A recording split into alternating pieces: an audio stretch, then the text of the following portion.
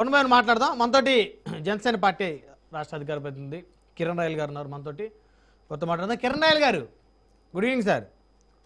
బ్రహ్మనాయుడు గారు, మీ చర్చలోకి వెళ్ళే ముందు కొన్ని అంశాలు ఈనాడు పేపర్లో ఈరోజు రాసినటువంటి ప్రధానమైనటువంటి అంశాలు. విద్యాసాగర్ను బెదిరించి డబ్బులు వసూలు. ఈ విషయంలో జత్వానికి వ్యతిరేకంగా ఆధారాలు ఉన్నాయి. ఆమె తల్లి, తండ్రి, సోదరుడి ప్రమేయంపై దొరకలేదు. అభియోగ పత్రంలో పేర్కొన్న సిఐడి. ముంబై నటి కాదంబరి జత్వాని పలు దఫాలుగా కుక్కల విద్యాసాగర్ని బెదిరించి పెద్ద మొత్తంలో డబ్బులు తీసుకున్నట్లు ఆధారాలున్నాయని సిఐడి తేల్చింది. వైకాపా నేత విద్యాసాగర్ ఇచ్చిన ఫిర్యాదు మేరకు జత్వాని ఆమె కుటుంబ సభ్యులపై నమోదైన కేసులో కోర్టులో సిఐడి అభియోగ పత్రం దాఖలు చేసింది. ఇబ్రహీంపట్నం స్టేషన్లో 2024 ఫిబ్రవరిలో విద్యాసాగర్ ఫిర్యాదు మేరకు కేసు నమోదైంది. ఇందులో నిందితులుగా కాదంబరి జత్వాని A1, ఆమె తల్లి ఆశాజ్యోతి A2, తండ్రి A3, సోదరుడు A4లను చేర్చారు. కూటమి ప్రభుత్వం వచ్చాక దీన్ని సిఐడికి బదిలీ చేసింది. ఈ కేసులో సిఐడి తొలుత వేసిన ఛార్జ్ షీట్లోని లోపాలను సరిదిద్ది తిరిగి దాఖలు చేయాలని కోర్టు ఆదేశించింది. ఈ మేరకు శుక్రవారం కోర్టులో తిరిగి దాఖలు చేసినటువంటి పరిస్థితి. ఓవరాల్గా ఇక్కడ చూస్తే 2 ఖాతాల నుంచి మొత్తం కుక్కల విద్యాసాగర్ సంబంధించిన 2 ఖాతాల నుంచి మొత్తం 1,32,00,000 రూపాయలు చెల్లించినట్లు సిఐడి గుర్తించింది.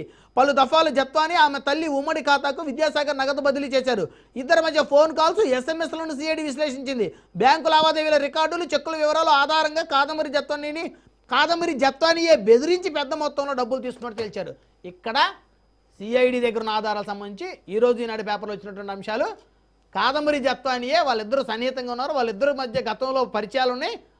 ఆవిడ బెదిరించి ఫోటోలు, వీడియోలతో బెదిరించి బ్లాక్మెయిల్ చేసి వైకాపా నేత అయినటువంటి కుక్కల విద్యాసాగర్ దగ్గర 1,32,00,000 రూపాయలు బ్యాంకు ఖాతాలకి జమ చేసుకుంది అని సిఐడి ఆధారాలు తేల్చింది అని చెప్పేసి వచ్చినటువంటి అంశం ఇది.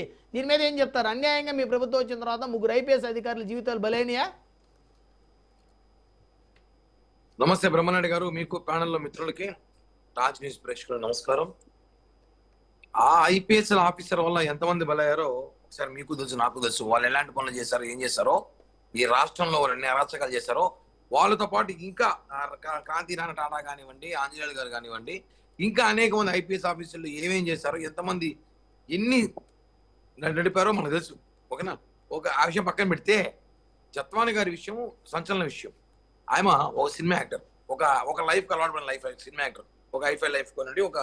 ఆయన ఈరోజు ఈ కుక్కల విద్యాసాగర్ కానివ్వండి, లేకపోతే ఏదైతే జగన్మోహన్ రెడ్డి అనుచరులు అప్పుడున్న కొన్ని పేర్లు బయటకు వచ్చాయో, ఆ పేర్లు సంబంధించిన విషయంలో జరిగినప్పుడు కేసులు అప్పుడు మనం విచారణ జరిగింది, వాళ్ళని సస్పెండ్ చేసాం, కొంతమంది జైల్లో పెట్టాం. ఒకటే సార్, ఒకటి గుర్తుపెట్టుకోండి, ఒక అమ్మాయి వచ్చి ఒకరి మీద ఆరోపణ చేస్తే ఫస్ట్ చర్యలు ఉంటాయి. ఇది వాస్తవం, అందరికీ తెలుసు. ఎవరైనా ఎంత పెద్దలో కానీ ఎంత తోడైనా కానీ ఒక మహిళ వచ్చి నా మీద ఆరోపణలు చేసి, ఈరోజు చూసుకుంటాం మనం ఒక ఐపీఎస్ అధికారి, ఒక ఇష్యూ కూడా చూస్తున్నాం, ఒక ఐపీఎస్ అధికారి అలా ఒక మహిళ వచ్చి అది వాస్తవమా కాదా, దాని వెనక జరిగిన స్కీములు మళ్ళా ఒక మహిళ వచ్చి నన్ను మోసం చేస్తాడు, నన్ను వాడుకున్నాడు, లేదా డబ్బులు ఇవ్వాలి, ఇవన్నీ పక్కన, ఇవన్నీ విచారణ సిఐడి ఎవరి చేతిలో ఉంటుంది? మా ప్రభుత్వం చేతిలో ఉంటుంది. అవునా సార్? అవును, సిఐడి మా ప్రభుత్వం చేతిలో. కేసు చేసింది ఎవరు? దాన్ని ఇన్వెస్టిగేషన్ చేయమంది మేమే, సిఐడి రిపోర్ట్ ఇచ్చేది మేమే.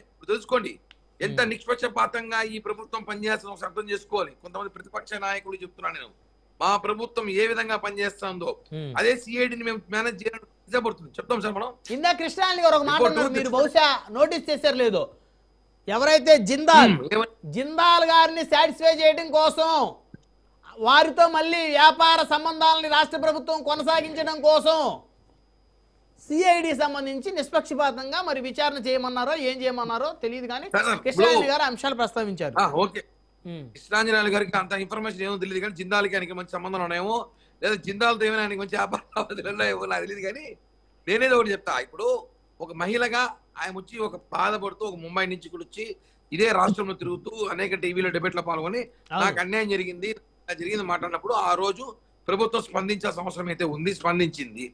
ఇప్పుడు విచారణ జరిగింది, సిఐడి రిపోర్ట్ ఇచ్చింది, దీని మీద కూడా ప్రభుత్వం స్పందిస్తుంది. వాళ్ళు పోయినటువంటి వారి జీవితాలను మళ్ళీ తిరిగి తీసుకొస్తారా సార్? ఒకటి, వాళ్ళు తప్పు చేయాలని సిఐడి ఇచ్చింది చెప్తున్నారు. సిఐడి ఏమని ఇచ్చింది? ఆర్థిక లావాదేవీలు ట్రాన్సాక్షన్ జరిగింది, ఈ రోజు జరుగుతాయి, కామన్ జరిగిందని ఇచ్చింది. జత్వానియే బెదిరింపులకు పాల్పడింది, బ్లాక్ మెయిల్ చేసింది, వాళ్ళని కుక్కల విద్యాసాగర్ టార్చర్ చేసిందని వాళ్ళు తేల్చారు కదా. ఆర్థిక లావాదేవీలు ఉండవు సార్. ఒక రిలేషన్ లో ఉంటే బెదిరింపులు, బ్లాక్ మెయిల్ ఉండవా? చిన్న ఎగ్జాంపుల్ చెప్తా. ఒక రిలేషన్ లో ఉంటే బెదిరింపు బ్లాక్ మెయిల్ చేయరా? చేస్తారు అంటే బాగున్నంత కాలం బాగుంటారు, ఒక్కసారి ఇద్దరి మధ్య చెడితే నన్ను బెదిరించారు, లొంగ తీసుకున్నారు మాట్లాడుతున్నారు. ఈ రోజు మనం లక్షల్లో చూస్తున్నాం అలాంటి కేసులు, ఈరోజు లక్షల్లో చూస్తున్నాం. కేవలం ఈ కేసు ఎందుకు ప్రత్యేకంగా చూస్తున్నామంటే కేవలం జత్వానీ గారు అనే విషయం మీద అప్పుడు అలిగేషన్ రావడం, జిందాల్ గారి ఇష్యూ రావడం, పెద్ద పెద్ద పేర్లు రావడం, ఐపీఎస్ ఆఫీసర్ పేర్లు రావడంతో దీన్ని ప్రభుత్వం సీరియస్ గా తీసుకుని ఆయనకు న్యాయం చేయాలని చెప్పాం. ఇప్పుడు సిఐడి విచారణలో అది జరిగింది. ఇలా వాళ్ళ ఆరోపణలు ఇచ్చారు, ఏమని ఆమె బ్లాక్ మెయిల్ చేసింది, ఆమె బెదిరించింది, ఆమె డబ్బులు అడిగిందని. ఒకటి సార్, ఈ రోజుల్లో డబ్బులు, ఈ ట్రాన్సాక్షన్, ఈ బెదిరింపులు ఇవన్నీ కూడా కామన్. ఇది ఓపెన్ గుర్తుపెట్టుకోండి. ఒక మనిషితో మనం రిలేషన్ ఉన్నా, లేకపోతే ఫ్రెండ్షిప్ చేసినా, ఒక మనిషితో మనం మాట్లాడినా యాజ్ యూజువల్ కామన్.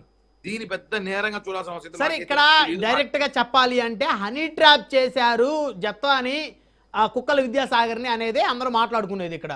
అంటే సిఐడి చెప్తున్నటువంటి అంశాల ప్రకారం మరి బెదిరించి బ్లాక్ మెయిల్ చేశారంటే మరి హనీ ట్రాప్ అని అనాలిగా సార్. హనీ ట్రాప్ అని చెప్పి మనం ఓపెన్ గా పర్టికులర్ చెప్పకూడదు, మీరు చెప్పలేదు, నేను చెప్పకూడదు. విచారణ సిఐడి ఏమి ఇచ్చినారు, బెదిరించారంటే వాళ్ళిద్దరి మధ్య ఎంత సంబంధాలు ఉన్నాయో, వాళ్ళిద్దరి మధ్య ఎటువంటి కమిట్మెంట్స్ ఉన్నాయో మనకు తెలియదు కదా. వాళ్ళిద్దరు ఎటువంటి కమిట్మెంట్స్ ఉన్నాయో, వాళ్ళిద్దరి మీద ఏమున్నాయో, లేకపోతే వాళ్ళిద్దరు ట్రాప్ చేస్తారా, లేదా వాళ్ళే వేరే ట్రాప్ లో పడినారా, ఆమె వేరే ట్రాప్ లో పడిందా, అది మళ్ళా ఒకసారి సిఐడి రిపోర్ట్ ప్రకారం తర్వాత జత్వానీ గారితో మళ్ళీ ఒకసారి అందరూ మాట్లాడి తిన్నారు. ఎందుకంటే దీని వెనకాల ఏదో పద్ధతిలో జరిగి ఉంటుంది కాబట్టి ఇలాంటి జరిగి ఇన్ని రోజులు బయట వచ్చింది. ఈ రోజు దీని హనీ ట్రాప్ అని తక్కువ మనం చెప్పలేము. ఏది హనీ ట్రాప్ అని చెప్పాలనుకుంటే అక్కడ హనీ ట్రాప్లు చాలా జరిగినాయి, జనసైనిక నాయకుల మీద 100 జరిగినాయి, మా మీద కూడా జరిగింది. చెప్పాలంటే చెప్తా ఏమో బ్రహ్మనాయుడు గారు, అప్పుడు బాగా చెప్పుకోవాలి కదా. ఇప్పుడు హనీ ట్రాప్ ఎవరు చేశారు తెలీదా, ఎవరు చేయించారు తెలీదా, అవన్నీ మాట్లాడితే వందలు మాట్లాడతాను నేను కూడా. అవన్నీ కాదు, వాస్తవాలు తెలుసు, సీన్ లోకి వెళ్ళాలి. అంటే హనీ ట్రాప్ చేశారంటే ఈరోజు ఎంతమంది దొరికిపోతారు, ఎంతమంది దొరికిస్తారు, ఇవన్నీ కాదు సార్. వాళ్ళిద్దరి మధ్య కమిట్మెంట్ ఏంటి, వాళ్ళిద్దరిని ఎవరైనా బెదిరించారా, వాళ్ళిద్దరిని ఎవరైనా ఈ విధంగా హనీ ట్రాప్ ప్రయత్నించారా, లేకపోతే హనీ ట్రాపో మనీ ట్రాపో ఏ ట్రాపో అనేది మనము మీరో నేను వెంటనే తేల్చాల్సిన విషయం అయితే కాదు. సిఐడి ఇచ్చింది, దీని మీద మళ్ళా రిపోర్ట్ ఉంటుంది, మళ్ళా తను కూడా మాట్లాడుతుంది, చెబుతుంది. తెలుసుకున్నాక మనం మాట్లాడిన తర్వాత ఈ ముగ్గురు ఆఫీసర్ అధికారికి న్యాయం జరిగిందో అన్యాయం జరిగిందో, ఈ ముగ్గురు వల్ల ఎంతమంది అన్యాయం అయిపోయారో, ఈ ముగ్గురు వల్ల ఎన్ని జీవితాలు నాశనం అయ్యాయో, ఈ ముగ్గురు వల్ల ఎంతమంది అనవసరం జైలుకు పోయారో, దాంట్లో నేను ఒక బాధితునే. అవునా? కాంతిరన్న టాటా గారు మా రాయలసీమ ఐజీగా ఉన్నప్పుడు ఇక్కడ సారు మా మీద కూడా చాలా అభియోగాలు చేసి మమ్మల్ని కూడా అన్ని ఇరికిచ్చేత అయిపోయిందని చూసాం మేము. మరి ఎప్పుడు చెప్పలేదు మీరు, ఎప్పుడు మీడియాతో ఎప్పుడు అంశం చెప్పలేదు? నేను ఇంకా చెప్పుకుంటే పోతే 2 డిబేట్లు పెట్టాలి మీరు. ఇంకొక 2 డిబేట్లు ఏమైంది? ఇప్పుడు మీలాంటి వాళ్ళకి అన్యాయం జరిగిందంటే ఖచ్చితంగా 2 డిబేట్లు పెట్టి చర్చిద్దాం. చెప్తున్నాం కదా సార్. ఇప్పుడు పోలీసు వ్యవస్థ, వాళ్ళు పోలీసు వ్యవస్థ దాటి పనిచేసినప్పుడు ఇలాంటి విషయాలు వచ్చినప్పుడు దాన్ని నేనైతే ఎక్స్క్యూజ్ చేయదలుచుకోదు. వాస్తవంగా అది హనీ ట్రాప్ మనీ ట్రాప్ కన్నా వాళ్ళ ముగ్గురు జైలుకు పోవడం న్యాయంగా నేను భావిస్తున్నాను సార్.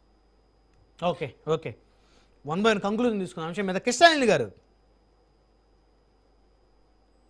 బ్రహ్మనాయుడు గారు, ఇక్కడ ఒక అంశము